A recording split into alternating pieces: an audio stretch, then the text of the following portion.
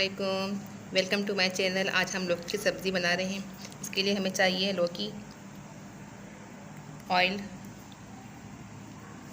ये मसाले इसके ज़ीरा है, लहसुन अदरक का पेस्ट है आधा चमचा जो है छोटा सा टीस्पून जो है चाय का, कुटी मिर्चें हैं, क्वार्टर चमचा जो है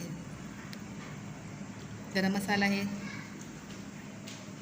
कलौंजी है, साबित धनिया आधा चमचा है और ये क्वार्टर चमचा हल्दी है। इसके लिए हमें चाहिए टमाटर का पेस्ट 1 चमचा है, 2 हरी मिर्चें, 1 छोटी सी प्याज है और हरा धनिया गार्निश के लिए।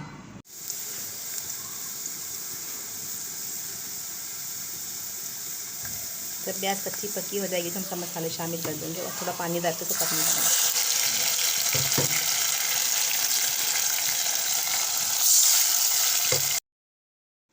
ये लौकी की सब्ज़ी तैयार हो चुकी है। इसको हम धनिया डालेंगे।